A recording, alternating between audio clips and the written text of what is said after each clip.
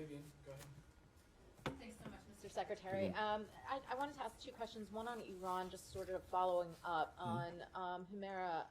With regard to the transfer of funds, which the U.S. has said you're working out the details, what kind of enforcement mechanisms are we going to see so we know that the Iranian government is not necessarily abusing those funds, and then that would somehow be connected to the deal that the U.S. had partially brokered to get their funds released? And very quickly on Niger, President Bazoum remains in detention and the coup leaders are holding steady. The U.S. has maintained that it's holding out hope for some sort of diplomatic resolution, but that so far hasn't bared fruit. And so, very bluntly, would the U.S. support any type of military action that ECOWAS has threatened? Or do you see any alternative to resolve this situation? Thank you. Thanks. So first on Iran. And it's important to be very, very clear about this. The funds in question are not American funds. They're not American taxpayer money. They are Iranian funds that have been in South Korean banks for a number of years. From day one of our sanctions, there has always been an exemption for the use of funds for humanitarian purposes. The previous administration allowed several countries to continue purchasing oil from Iran and to place those funds in special accounts. And they allowed those accounts to be spent down for humanitarian for purposes with actually limited oversight. And that's the funds in South Korea. That's how they wound up there in the first place.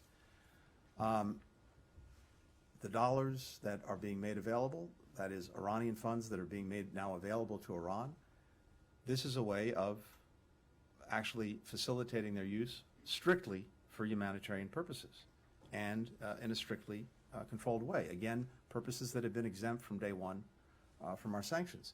Iran will not have direct access to these funds. There will be significant oversight and visibility from the United States.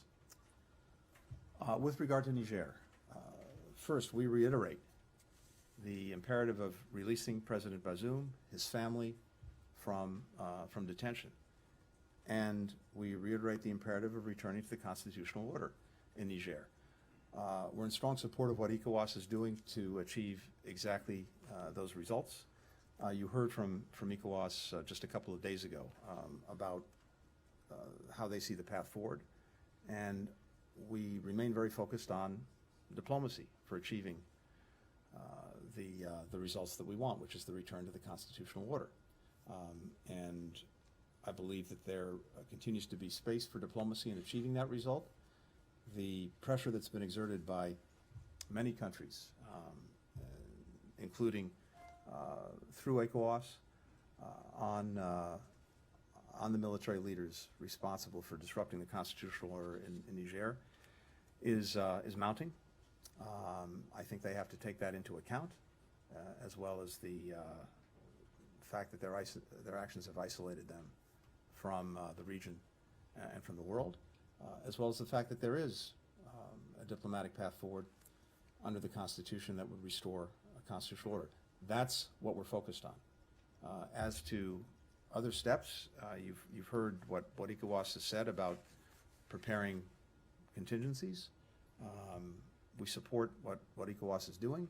I don't want to get ahead of where we are now or get into any hypotheticals about what may happen in the future. This is a moment to focus intensely on the diplomacy to end this crisis, to restore the constitutional order. That's clearly in the best interest of everyone, including those responsible for disrupting the constitutional order. Thank you so much, everybody. Thanks, everyone. Hope you all get a break. Thank you. Thank you. Thanks, everybody. Thank you. I will continue on with the briefing. And